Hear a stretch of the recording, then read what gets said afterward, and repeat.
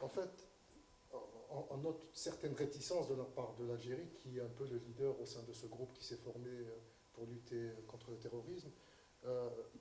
Premièrement, les Algériens considèrent, et ça ils l'ont annoncé dès le début du processus, qu'il n'y a pas, que le Maroc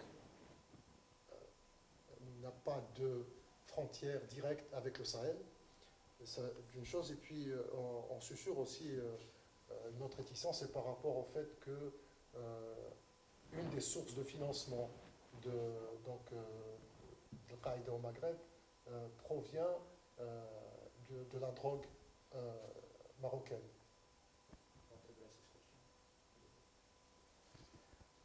I think we have to go back to the Ambassador Kaplan's previous answer here.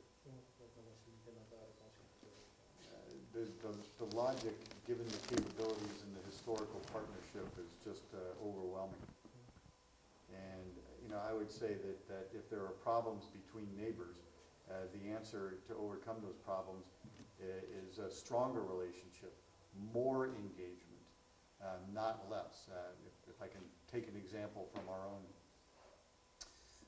our own closest experience, the relationship that we have with Mexico is critical, absolutely one of our most important. It's also sometimes difficult. The answer to dealing with that is more engagement, more dialogue, deeper relations. That's just a thought from our own experience.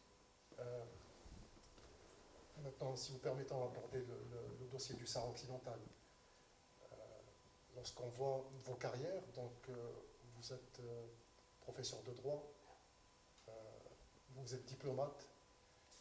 Selon vous, pour le règlement de ce dossier, est-ce qu'il faut s'en tenir à l'application stricte des résolutions de l'ONU, ou alors aller beaucoup plus vers une solution plus diplomatique?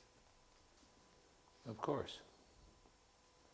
We support the United Nations resolution. We support the negotiation, and we hope that there will be we say again and again and again, a mutually agreed upon, peacefully obtained, and sustainable solution. That's the goal for all of us from the beginning, and it's the goal now. The fact that Ambassador Ensher is a careerist and I'm a political ambassador, and we both agree on this, I'm sure, is only a reflection of the fact that it's perfectly logical and sensible. Nothing to add to that at all. Je voudrais maintenant aborder la situation actuelle en Libye. Est-ce que vous pensez que ce qui se passe actuellement en Libye est préoccupant? Et est-ce que l'intervention étrangère finalement n'a pas créé une situation compliquée? Je cite à titre d'exemple les missiles solaires qui ont été découverts il y a quelques jours dans le désert algérien. Est-ce que finalement l'intervention internationale, donc étrangère, n'a pas créé une situation de conflit qui va durer quand même pendant quelques années au Maghreb? First of all, I just have to reject the view that international intervention created the conflict in Libya. What created the conflict in Libya was 42 years of brutal dictatorship by Muammar Gaddafi. It is absolutely true that the current situation is complicated for parties of or for states of the region, and that we're likely to face a period of complexity and even difficulty, particularly when it comes to the movement of weapons across the borders.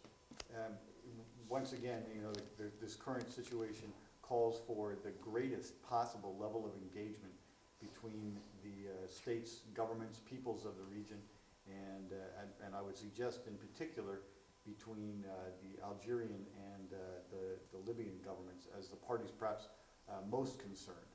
And so we would absolutely support the continuing development of strong relations between the new Libyan government and Algerian partners, if I can use that word.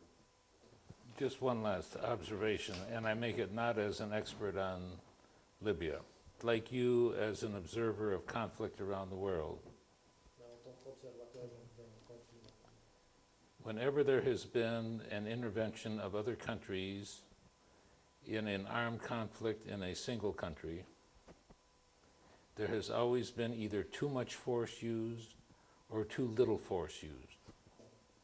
Intervention in Libya was that rare example of where the amount of force that was used was, and the outcome was a very positive one.